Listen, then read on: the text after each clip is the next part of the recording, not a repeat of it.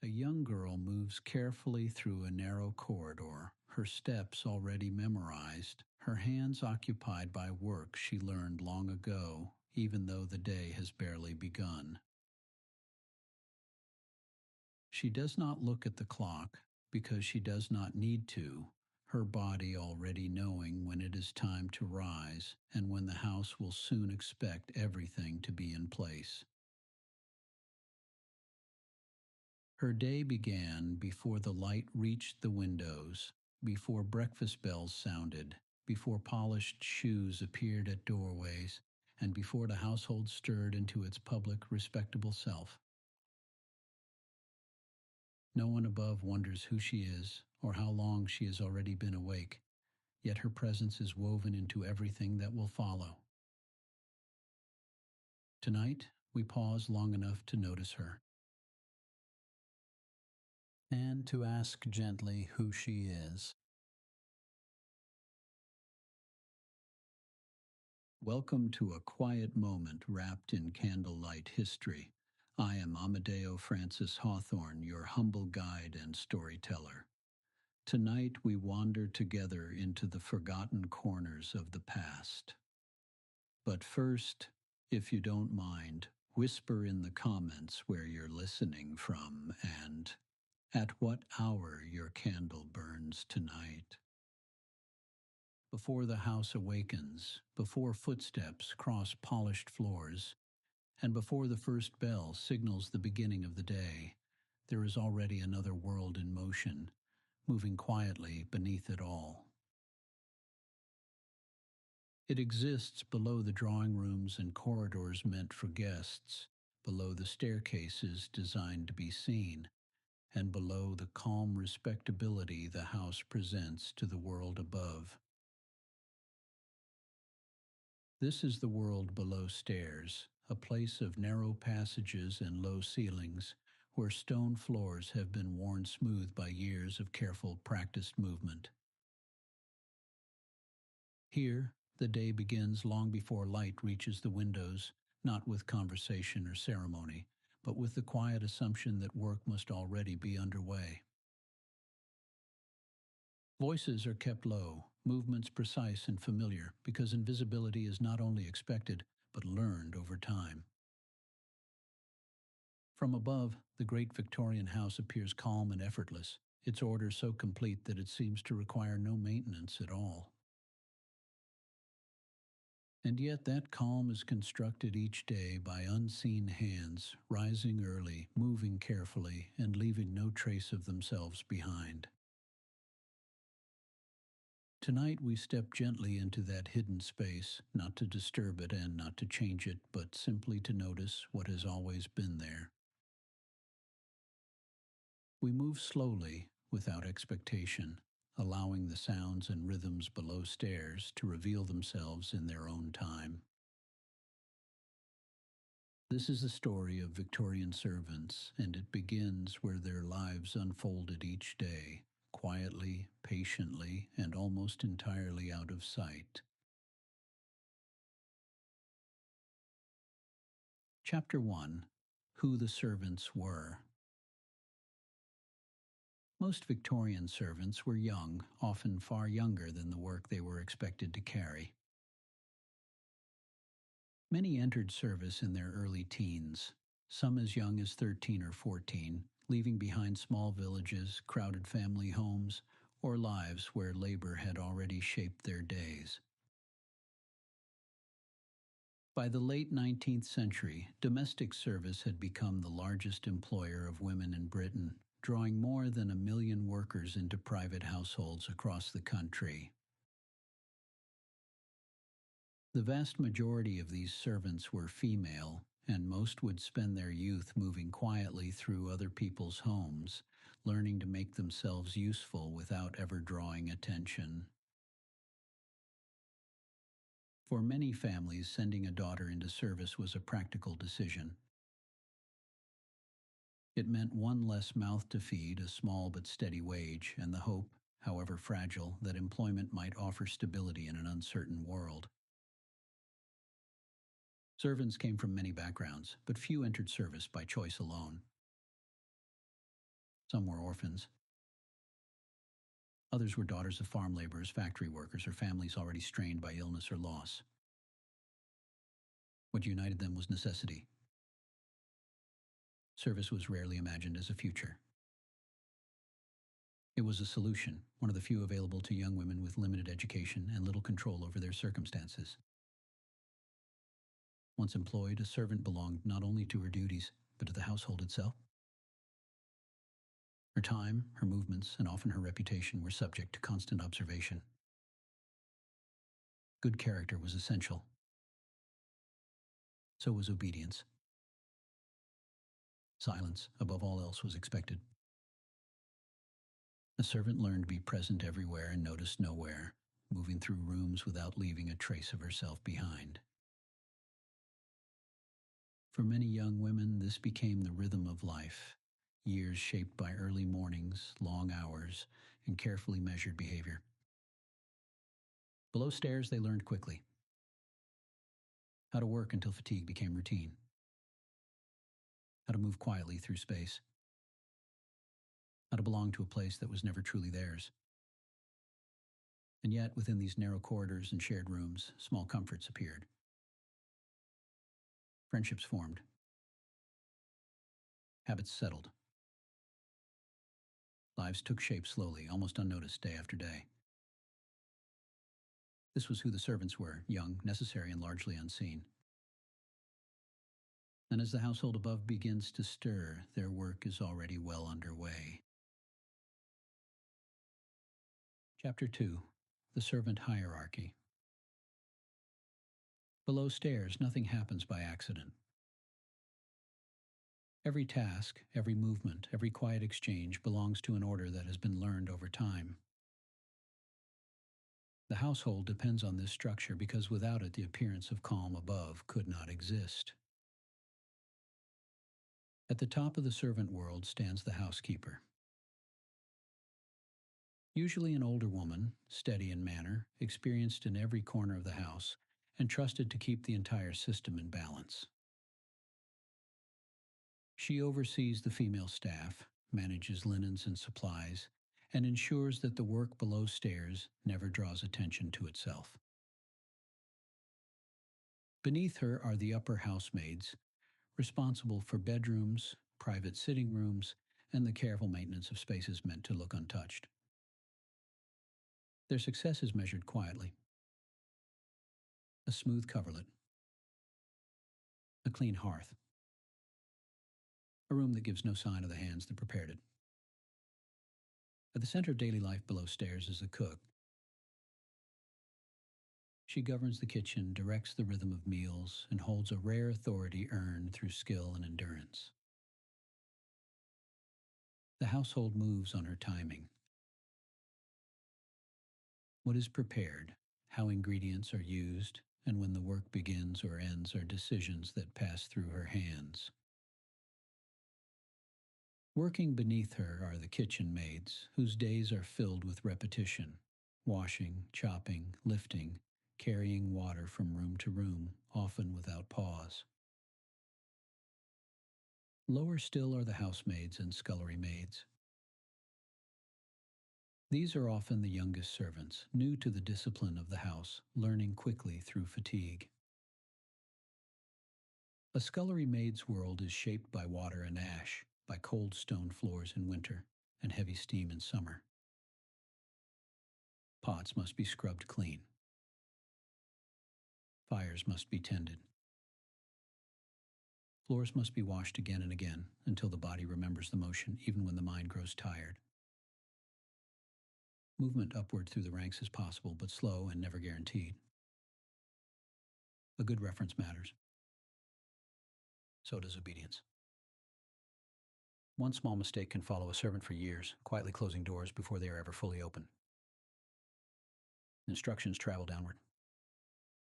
Corrections travel upward. But rarely, if ever, do they meet in the middle. Servants learn where they belong without being told. Which staircases they may use. Which corridors are permitted. Which rooms are never entered unless summoned. The hierarchy shapes more than labor. It settles into posture, into tone, into the way one moves through space without being noticed. Below stairs, status is felt in the body long before it is spoken aloud. And as the day unfolds above, the order below remains unchanged, steady, silent, and essential. Chapter 3: A Day That Never Quite Ends. The servant's day does not begin all at once. It unfolds gradually, one quiet task leading into the next, until work becomes a steady motion that carries the body forward before the mind has fully awakened. Morning arrives below stairs without ceremony or announcement. There is little light at first, only the soft glow of lamps, cold stone beneath careful steps, and the familiar sense of routine settling gently into place. Fires are brought back to life slowly, coaxed from embers left from the night before, while water is carried through narrow corridors and yesterday's traces are quietly erased. Nothing waits to be done. Each task flows naturally into another, so that sweeping becomes scrubbing, and scrubbing becomes preparation, and preparation becomes service. By the time the household above begins to stir, below stairs has already been moving for hours, its rhythm steady and unremarked. Time and service is not divided cleanly. There are no true breaks, only moments where one form of labor softly transforms into the next. Meals are taken quickly when they come, often standing, sometimes interrupted, always secondary to the needs of the house. As the day stretches on, fatigue settles into the body not as a sudden weight, but as a familiar presence that is carried without comment. Afternoon brings no clear pause. Beds are aired, rooms refreshed, linens washed and hung, hands working from memory, long after conscious attention has faded. Dust returns. Footsteps undo what was just completed. And so the work resumes, not because it failed, but because order must be continually renewed in a house that never truly rests. Below stairs, time is measured differently. Not by hours alone, but by bells, by footsteps overhead, and by the shifting demands of the household as it moves through its day. Evening arrives slowly, bringing with it heavier air in the kitchens, long preparations, and the careful timing of meals that must appear effortless above. When dinner ends, there is still more to do. Rooms are reset, fires banked, surfaces cleared once again, until the house begins, at last, to quiet. There is no signal that the day is finished. Only a gradual easing of movement, a soft slowing of steps as the final duties are completed and bodies are permitted briefly to rest. Even then, sleep remains light and watchful. A bell may still ring. A voice may call from above. And someone below must always be ready to rise again. The servant's day bends, but it does not break. It stretches quietly from early morning into late night, and then begins again with hardly any sense of ending at all. This is why it never quite ends. Not because the work is endless, but because it is expected, steady, reliable, and woven into the life of the house itself. And so below stairs, the rhythm continues, unseen, uninterrupted, carrying the household forward from one quiet day into the next. Chapter 4: Living Below Stairs. Below stairs, life is lived close together, in spaces shaped by use rather than comfort, where walls remember the warmth of bodies and ceilings hang lower than those above. Privacy is uncommon here, not because it is denied, but because shared space has always been part of how the household functions below. Sleeping quarters are tucked away from the formal rooms of the house, set along narrow corridors or behind service doors, their purpose simple: to offer rest between long days of quiet labor. Beds are narrow and closely placed, their frames worn smooth over time, each one marking a small temporary claim to stillness at the end of the day. Personal belongings are few, chosen carefully and kept close, small objects that carry meaning without demanding space: a folded letter, a ribbon saved from better days, a photograph hidden from view.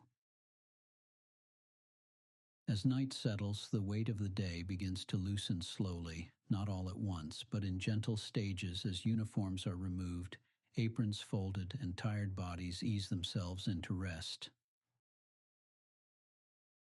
Conversation, when it happens, arrives softly and without urgency, voices lowered by habit rather than fear, shared only among those who understand the rhythm of the house without explanation. Above, the great rooms of the house begin to quiet, lamplight dimming, footsteps softening, doors closing with care until the building itself seems to settle. Below stairs, this change is felt more than heard, a gradual easing of sound and motion that signals the approach of night.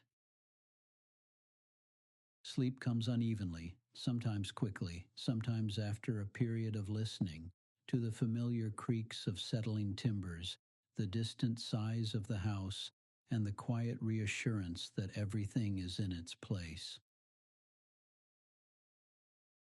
Even in rest, a certain readiness remains, learned over years of service, where sleep must stay light enough to yield if a bell should ring or a call should come from above. And yet, within these shared rooms, there is also a rare sense of ease, no performance required, no need to disappear, only the simple presence of those who live and work together, bound by routine and the knowledge that morning will return. Here, below stairs, this is where the day finally releases its hold, where breathing slows, muscles soften, and the house holds everyone in a brief, quiet stillness before it begins again. For now, that rest is enough. Chapter 5: Wages, Rules, and Respectability. In service, wages are spoken of quietly, not because they do not matter, but because money below stairs is never simply money. A position comes with a wage, but it also comes with conditions: long hours, strict expectations, and the understanding that your life must fit itself around the needs of the house. For many servants, pay is small, and yet it carries weight, because it may be the only steady income a family can count on. Some wages are sent home, folded carefully into letters, offered as proof that a daughter is safe, working, and still connected to the world she left behind. But service is not only judged by work. It is judged by character, by reputation, by the quiet appearance of respectability that must be maintained as carefully as any polished surface above. A servant is expected to be honest, steady, and discreet, someone who can be trusted with private rooms, private conversations, and the ordinary secrets of daily life. Rules are everywhere, sometimes written, often simply understood, passed down through correction and habit until they become part of the body. There are rules about time, about tone, about where you may stand and where you must never linger. There are rules about clothing, about cleanliness, about the way hair is arranged, and how a uniform must look even after a long day of work. In many houses, a servant may not go out freely, and if she does, it may be only on an allotted afternoon and only with permission. There are rules about visitors, rules about courtship, rules about friendship, and rules about what is considered proper for someone who lives inside another person's home. Because respectability is not only demanded above stairs, it is demanded below, where a servant's future can depend on one reference, one reputation, one quiet word passed between employers. A good servant is described in simple terms: hardworking, obedient, clean, and trustworthy. And a servant who is not described that way may find doors closing quietly, positions disappearing before they are even offered, as though the house itself has decided she no longer belongs. So many servants learn to live carefully, to keep their voices low, their feelings contained, and their personal lives small enough to fit inside the expectations of the household. And yet, within all these rules, there is still a human life. A mind that drifts while hands work. A heart that keeps its own thoughts, even when it must keep them hidden. And when night comes and the house above grows quiet, those thoughts settle back into place, softly, like folded fabric put away for morning. Chapter 6. Quiet Endurance. Endurance below stairs is not something that announces itself, nor is it ever named aloud, but something that develops slowly over time, shaped by repetition and by the steady expectation that tomorrow will resemble today. It lives in the way the body learns to continue even when energy has thinned, moving from one familiar task to the next without resistance, without pause, and without the need to question why. Fatigue does not arrive suddenly here. Instead, it settles gradually into muscles and joints, becoming a constant presence that is neither sharp nor overwhelming, but quietly carried, day after day, until it feels almost indistinguishable from routine itself. Servants learn not to measure their strength by how rested they feel, but by how steadily they can move forward without drawing attention, without faltering, and without allowing the weight of the day to show. There are no formal rewards for this kind of persistence, only small comforts that appear briefly, almost by accident, and are noticed in passing before the rhythm of work resumes. A cup of tea taken quickly near the warmth of the range, hands wrapped around the mug for just a moment longer than necessary before being set aside and forgotten again.